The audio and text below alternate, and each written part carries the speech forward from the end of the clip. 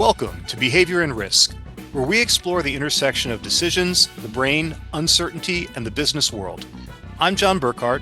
And I'm Rich Loria. We're glad you took a chance on us today.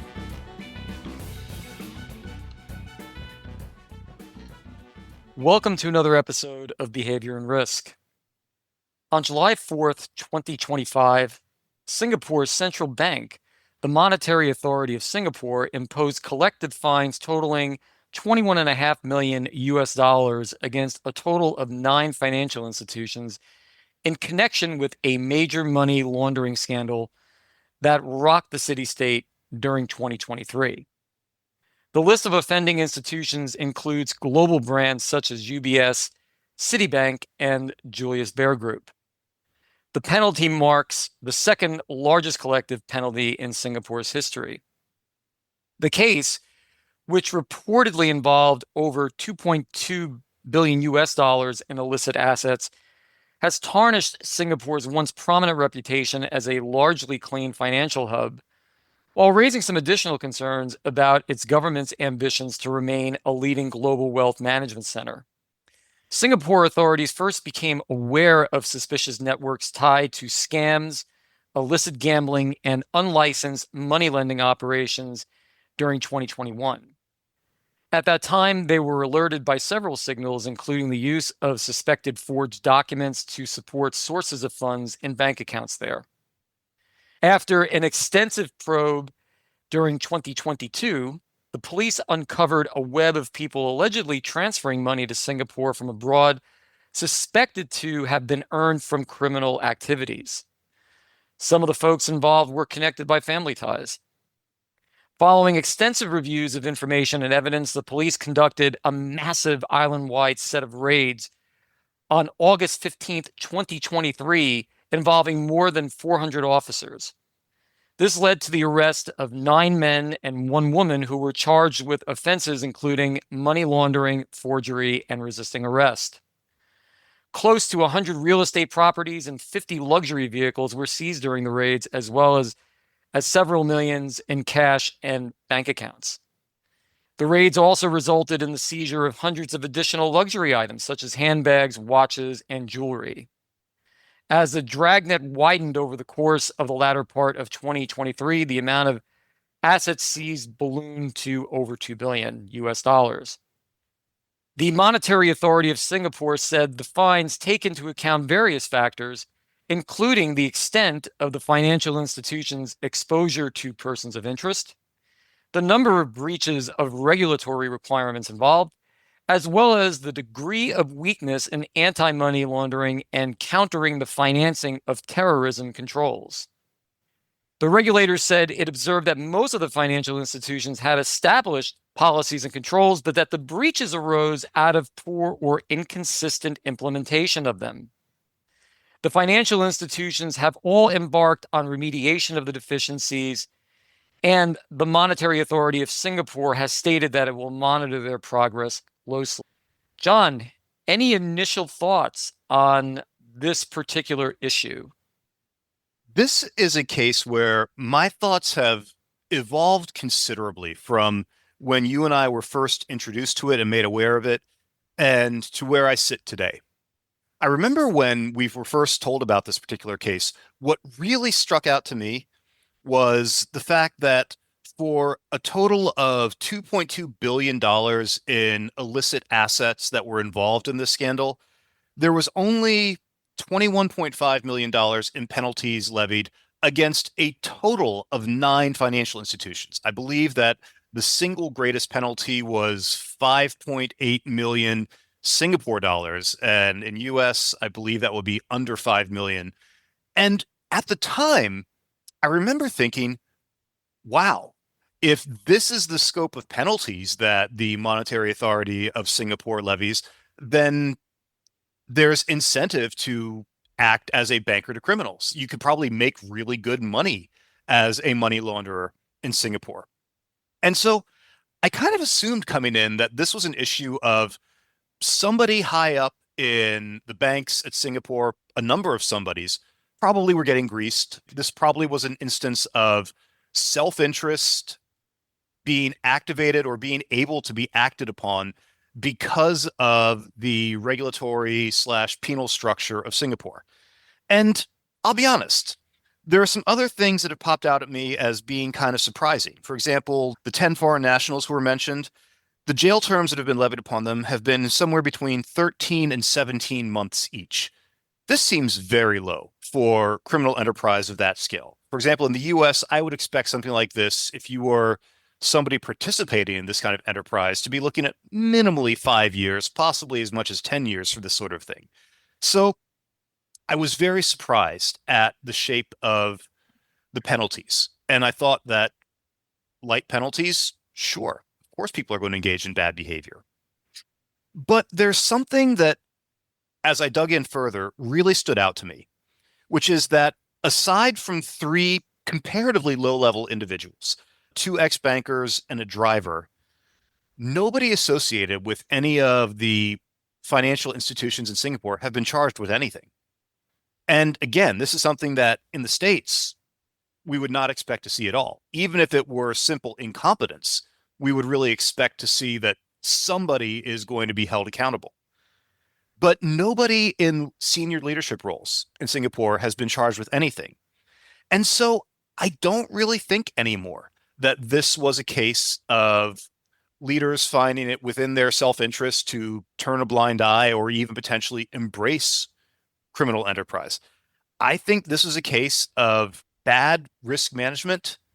I think this is a case of lack of oversight leading to lower and mid-level employees simply going with the flow and not rocking the boat. And the simple gravity of if a high net worth individual comes to you and wants to do business, the size of their check will really often cause you to not look too closely at who they may be and what they may be doing. So, yeah, I really think that in a lot of ways, this is just a phenomenal constellation of poor risk management practice. I don't think there was any egregious misalignment of interests. I think that these institutions probably thought they were better off than they were. And until something like this happened, they didn't really have any reason to look too closely. I largely agree with that take, John. Nothing has come out in the 2 years since the dragnet took place on August 15th. So it's been just about 2 years as we record this, that indicates that anything other than mid-level, lower-level employees were in some way, shape, or form involved.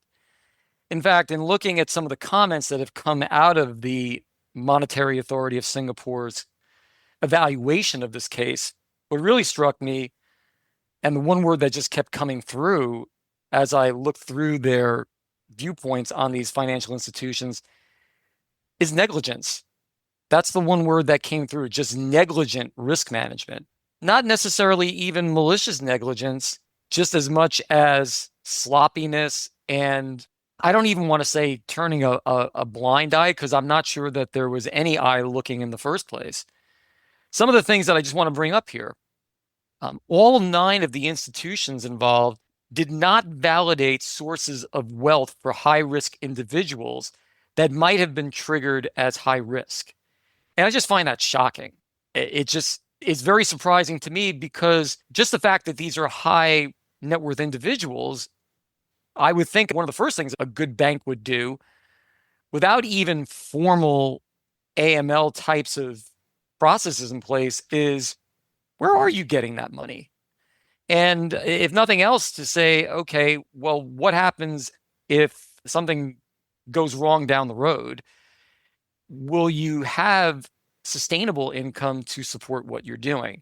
So just from a basic business standpoint, I would have thought there would have been some type of evaluation of these individuals. But apparently, there was none of that going on, at least not within the Singapore branches of these banks. And it's even worse than that because I see that as a second order consequence. The first order that I saw and that really just struck me as, wow, this is a really pernicious aggregation of factors here, is that 5 of the institutions did not do any sort of just general money laundering risk assessment of new clients. The point you just brought up is that they did not establish or corroborate sources of wealth for customers who were flagged as being high risk. So if they weren't even doing the risk evaluation in the first place, to be flagged as high risk, you had to be essentially lighting cigars with $100 bills. And so then only those individuals were subject to additional scrutiny, and their sources of wealth were not corroborated. So I think ultimately the compound effect here was even more pronounced than any of the itemized list presentation suggests. And I wonder to what extent is it a case of ask me no questions and I'll tell you no lies. An individual comes into the door and says, I want to deposit $500 million in your bank. Are you really going to want to turn them away? Sure, you may have suspicions, but $500 million sitting in your bank account, and listeners, I'm making that number up. I don't know how much was deposited in any single amount. And in point of fact, authorities have been rather cagey on the precise distribution of funds. But let's say, for the sake of argument, if I'm a bank and a prospective customer comes in and says, I want to deposit $500 million in your bank, the first thing that I'm thinking of is I can do some really nice complex investments if I have an additional $500 million sitting in my bank. I don't want to find a reason to turn them away. Am I obligated to do so? Yes. Is there a protocol that I should probably follow? In this case, yes, there were written protocols that should have been followed. But then there's a difference between how is a protocol written and how is it implemented. And this is, of course, something that you and I have talked about extensively. The difference between documentation and implementation is often orders of magnitude apart. And I just don't think they really had a lot of reason to want to go that strict on their protocols.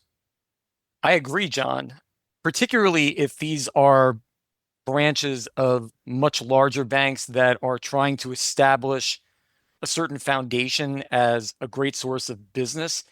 And again, in terms of the overall reputation of Singapore as a burgeoning financial center, it all comes together to say that there really wasn't a lot of incentive for anyone involved to be looking that closely at these deposits as they were coming in.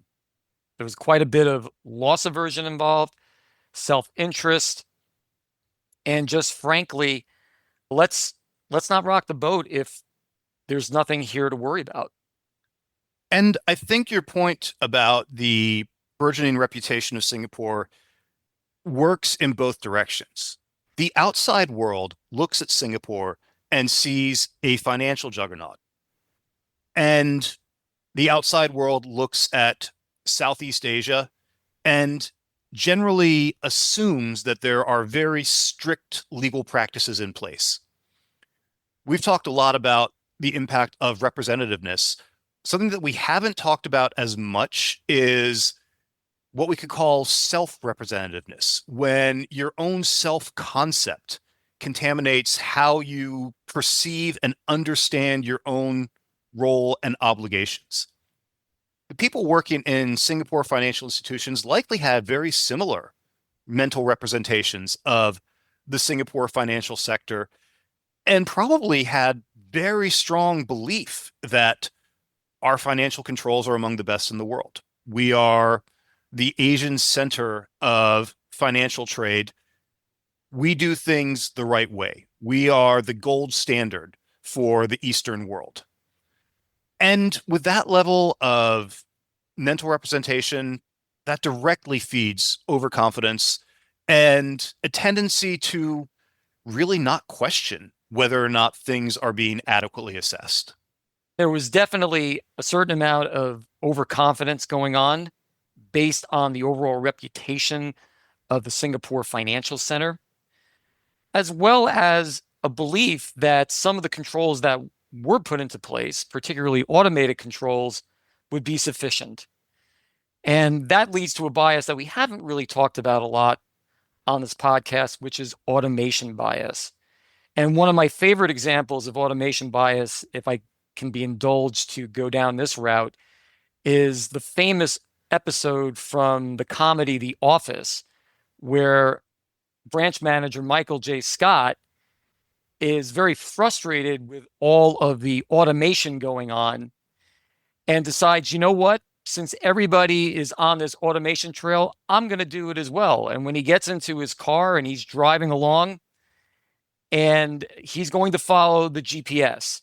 And even though the GPS is pointing him towards going right into a lake and telling him to make that turn, even though he can see a lake is right there, he decides, no, the GPS is telling me to go this way. I'm just going to do it. Now, I'm not saying that the standard of automation bias was to that ridiculousness in the case of these financial institutions, but there certainly was a good amount of that in place, which also fostered some of the overconfidence that you described and probably led to the related bias of optimism, overly so, in terms of their ability to smoke out any type of money laundering that may have been going on. I also have to wonder at the business cultures within these institutions. I will preface this by saying I have no firsthand knowledge of what business culture is like in Singapore institutions in general, and specifically no knowledge on financial institutions within Singapore. But I do have to wonder because this is something that you and I have seen regularly with clients and with organizations in the States that there is a sense of if you are a low or mid-level employee, if you followed the protocol, you're safe. If you did what the protocol reads, then your job is secure. You have met your obligation. And there's an implicit assumption underlying this, which is that the existence of a protocol is sufficient. The fact that a protocol exists is good enough. Of course, we know that's not true. We know that protocols have to be implemented to their written standard and to the spirit or meaning behind them. In cases where a protocol may have flagged a client as potentially high risk, as long as they met their due diligence of, writing it on the report or checking a box on a form, that was enough. Well, clearly it wasn't enough. Clearly there had to be some escalation that didn't happen. Where that failure occurred, I don't know, because again, the monetary authority of Singapore has not been very forthcoming with what the nature of the violations were, and the banks themselves clearly are not going to say this is how we screwed up. But somewhere in that chain, escalations that needed to happen didn't happen. And all too often, it's because people are simply locked into this is my responsibility, the protocol exists, we're good. Yes, and this gets into an important philosophical discussion. So, again, if you can just indulge me for a moment here, I do want to address something that has always been a real pet peeve of mine with regards to risk management, which is that often it is seen by many individuals and even by entire institutions as a check the box exercise, as purely just something that is done for compliance purposes. We have to do this because the regulators ask us to do this, because the board asks us to do this, because S&P and Moody's expect us to do risk management presentations. So we'll bring out our dog and pony shows once a year to show that we're on top of things. And then we'll go back to sleep as far as risk management goes. And again, I think that really strikes at something that is not good, and it's not true risk management. I don't even want to call it fake, but it's superficial. To really do risk management well requires energy. In fact, inertia is one of the key themes of good risk management because if you are just simply following protocols, if you are just going along with whatever your automation says to do and whatever your protocols say to do next, and then you just stop, you're really missing out on the spirit and, frankly, the value of good risk management. So you've really hit on a very key salient point here for our audience, because I know a lot of our audience is involved in risk management in some way, and that we all really need to go beyond what simple rules and regulations and procedures indicate we should do. We need to bring humanity to it and thinking like a scientist and thinking through what the possibilities are, and maybe even being a little bit on the side of paranoid. Your point around bringing humanity to it is interesting because something has just been occurring to me as we've been having this conversation here today. And it's something that we haven't talked about in this case before. And maybe I'm completely off on a wild hair here, but I wonder to what extent did perceived normalization play into this? One of the things that I keep coming back to is nine major financial institutions in Singapore participated in this simultaneously, knowingly or otherwise. It occurs to me that, again, I don't know the business culture of Singapore, but within the States at least, the financial sector is very incestuous. It's very inbred. People work for different organizations. They hop back and forth. They tend to know each other. And really, all you necessarily need is one organization to bring on one of these individuals as a client. And if you work at a different institution and perhaps a flag pops up and you're scratching your head and saying, "Oh, is this individual potentially a risk?" And you look over and you see, "Oh, but Citibank is doing business with them. It must be okay." By the way, I'm making that up arbitrarily. I don't know if Citibank was the first one to do business with these individuals, but just for the sake of this thought exercise, this normalization of, well, everybody else is doing this. They haven't detected any red flags. I guess these individuals must be okay. Is this a case potentially where you have one accidental breach that then normalizes the onboarding of clients to all the rest of the institutions? It could be. I think we're both speculating to some degree here. However, often when a client walks into a financial institution, that financial institution will, as just an ordinary course of business, ask about all the sources of financial wealth and income that they have available to them.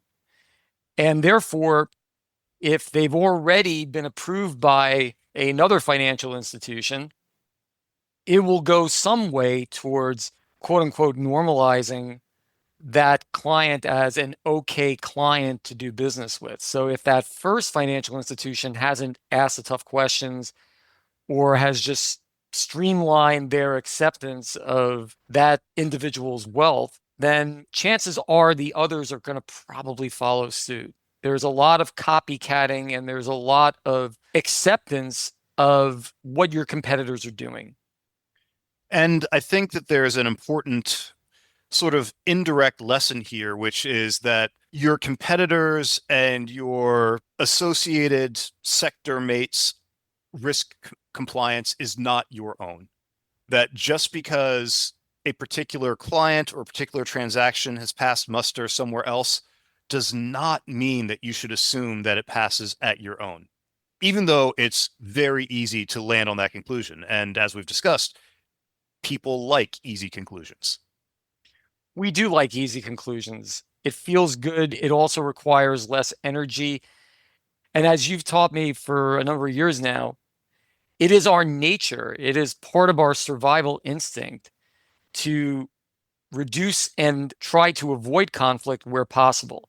And certainly if someone comes in with $500 million, as you said, and wants to hold that $500 million with you in various types of accounts, one of the things you don't want to do is you don't want to scare them away. And asking some difficult questions could potentially endanger that client wanting to work with you. And if the client then comes along and says, gee, they didn't have a problem with my money over at, say, Citibank or UBS, then why should you have a problem with me? So it does become somewhat incestuous, and you wind up, at least unconsciously, buying into some of the underwriting that's going on at your competitor banks. And even beyond competitors, I think there is danger in looking too closely at your own compliance practice. Now, I realize that may sound a bit strange, and let me explain what I mean here. We've checked this case thoroughly, and we've confirmed that these violations occurred for the global financial institutions at their Singapore branches, not at the global branch. And it's possible. And I emphasize that I am going deeply in the territory of speculation right now, but I'm doing so because regardless of whether I am correct or not, the lesson that we're going to land on is important for any organization. It is highly possible that the local branches were following the global standards for compliance for risk management and that they were not customized to Singapore business practice and Singapore legal standards. I don't know if that's true or not, but for something like Citibank, for something like Julius Baer, for something like UBS, it's very possible that you would have individuals who maybe came in from a global branch and at least mentally were working on the global standard. And this does not mean that you have mitigated successfully for whatever your local practice is, whether it be because of the local business environment or because of the local legal regulations. And so you could, in a very well-intentioned fashion, go about your risk compliance exercise and still not be fully compliant. So it's very important that we make sure in our own practice that if we are part of a parent organization that has its own established practices, that our own local and regional practices are fully appropriate for the environment in which we find ourselves. That the global or national or parent standard is not the only one to which we are paying attention. Now, again, I emphasize, I don't know if this happened here. I don't know what the UBS or Citibank employees were doing or what standards they were following, but it's absolutely within the realm of reason that they were following US protocol or global protocol and not Singapore protocol. It's quite possible, but my impression from some of these violations that were brought up by the Monetary Authority of Singapore, I would be surprised if they were purely Singapore only types of regulations and not to be found in the AML CFT regulations of the US or the EU or other parts of the globe. So I don't know that it's necessarily to do with Singapore regulation or any differences in regulation per se. However, you do bring up a good point about business practices, maybe the underlying policies which are geared towards typical client relations in the US or EU, in the cases of some of the banks you mentioned, did not adapt well when considering how business is done in places like Singapore, which should alert management, senior management at these global banks to take a closer look at what's going on in some of their other locations. So, John, related to what we were just talking about, I did want to speak a little bit to one of the challenges of running a global organization. As part of a Fortune 300 insurer for a number of years in my career, I can tell you one of the hardest things to do is to make sure that certain policies and procedures are genuinely being carried out around the globe in different countries and different operations. It can be incredibly difficult to verify and feel completely comfortable that that's going on. Plus, as we just brought up, all of these policies need to be adapted in some way to whatever the underlying business practices are of an individual region. So that gets to one of the other things that I think is just natural when you're sitting in a senior corporate office. So again, we've seen nothing that indicates any malfeasance at anywhere close to a high level in any of these global banks. However, where they could be quote unquote guilty of some type of negligence is probably triggered by the isolation effect. And the fact that even though we're talking about billions in assets that were laundered in some way, and I'll just say that if they found 2.2 billion that they could verify were being laundered, there's probably a whole lot more than that. I'm just throwing that out there. I don't have any evidence of that, but it would be logical to come to that conclusion that the 2.2 billion just represents what they found in raids. There's probably a lot more that got through that they didn't seize. Even if we multiply that 2.2 billion by 10, you still wind up with a total amount of affected assets that are still relatively small compared to how much these global organizations are dealing with. and how much compartmentalized these amounts are in different branches around the globe. So that can easily get in the way of properly evaluating on an individual basis whether a particular part of the organization is truly complying with what you do. It is natural to focus much of your efforts following the 80/20 rule, saying, okay, I'm going to focus on this handful of geographic regions, which makes up, let's call it 80% or 85% of the risk.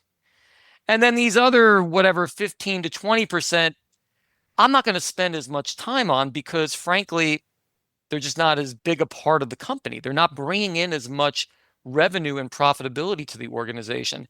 So, therefore, I'm going to watch them, but I'm not going to watch them as closely.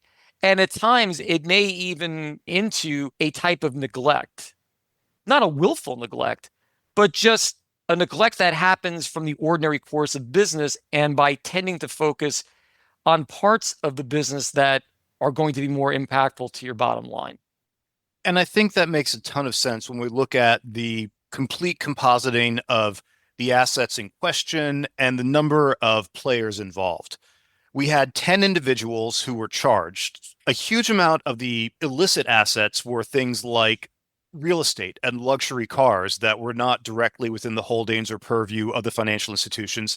And this was spread across 9 different financial institutions. Let's just do some back of the napkin math here. Let's call it then $1.5 billion in liquid assets across 10 individuals. That would be $150 million per individual. Divide that by 9. And now we're looking at $15 to $20 million per individual per bank, roughly. Now, okay, for you and me, that's a lot of money. That's well more than $20 over what we earn in a particular year from our teaching positions. To a bank, to something like Citibank or UBS, this is not enormously consequential. In our conversation around the Frank fraud that we had a few weeks ago, we talked about how for an entity like Citi or Chase, a $70 million payout is a rounding error. So I think you're right. I think it's very easy to get caught up in the totality of the scandal and the collective failure, but I think that dismisses the complexity of when you have this many different pieces moving, there is a level of complexity that's just difficult to deal with. And to your point, I think, yes, there is a deprioritization because I don't know who the major industries or the major corporate entities in Singapore are, but I imagine that Singapore Amazon probably has a lot more in the banks there than any one of these individuals do. And they're probably directing the bulk of their attention to these large organizational clients. Yeah, I think that's largely the case going on here. And as I was thinking a little bit more about this, it brings to mind Miller's Law, which we have touched on, I think, previously in an episode. I'm sure we have at some point. But I believe, as I recall, Miller's Law basically says that we can't navigate more than, say, somewhere between 5 and 9 different choices at the same time. So Miller's Law was done with regards to choice architecture, but I think it also relates well to just prioritization in general, in that it's very, very difficult to try to juggle more than, say, a handful of priorities at the same time and determine where to place them and how to appropriately treat each one. And I do think that comes into play here, and that's all related back to what we've talked about in almost every episode, which is the efficiency imperative and our need to try to reduce cognitive load. And I think that's at least some of what probably went on here. I'm going to be slightly pedantic and point out that Miller's Law, strictly speaking, is about working memory and states that we can hold 7 plus minus 2 discrete items within working memory at any given time. However, to your point, working memory is a key component of attention. And therefore, when we are considering how to make decisions among a number of discrete options, it is highly relevant. but I don't want any of my former neuroscience colleagues to call me out for letting that one slide. But the broader point, I think, absolutely stands. And having to make these complex decisions is difficult. We want to simplify them. And in these cases where money makes our business do better, and when our business does better under our watch, and when we believe that we have done enough because the protocol is in place, yes, we wish these kinds of breaches wouldn't happen, but I do think it's understandable to some extent, if not excusable, as to why these kinds of breaches do happen. Yes, and that gets to something that when I teach our value-based ERM class at Columbia, which is our foundational class. So just a little bit of a shout out for that. It's a great class. It's a great framework. So I'll give that a brief shout out here.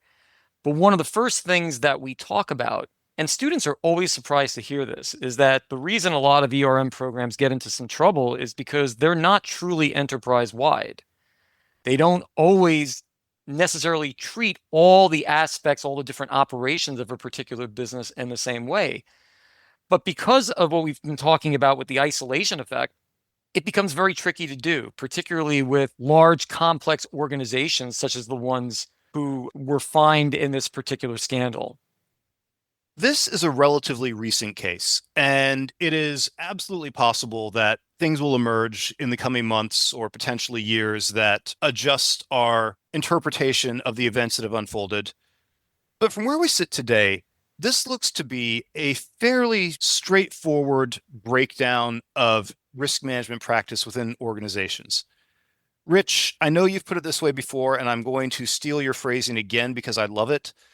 This is a really good encapsulation of what happens when organizations fail to put the E in ERM, the lack of awareness of enterprise-wide significance and impacts that can change the compliance, risk profile, and value of an organization. Most of these risk failures were readily preventable, but most of them are also understandable in why the failures did occur. And this is an important lesson for each of us. We all like to think that we and our organizations have robust risk management programs in place, and it may well be possible that your organization does have a well-conceived, well-thought-through set of risk management protocols. But the protocol is not the same as the execution. And so executing that risk management protocol is ultimately where the rubber meets the road. And this could be another case of where the E is often forgotten in risk management, in this case, execution. And ultimately, execution on its own is not enough. The execution of your risk management needs to be in compliance with the spirit and the values that underlie the protocols that were put forward. We wish you all the best in your own risk management practice. We'll talk to you next time.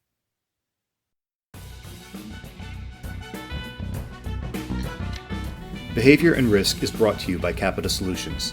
Behavior and Risk staff includes our research team, Sherry Xu and Jin Zhang, and our editing team, Jingying Gao and Athena Liu. Theme music by Crypt of Insomnia. The opinions presented here are solely those of John Burkhart and Rich Loria and do not represent those of Columbia University, Capita Solutions, or any other organization. We thank you for taking a chance on us today.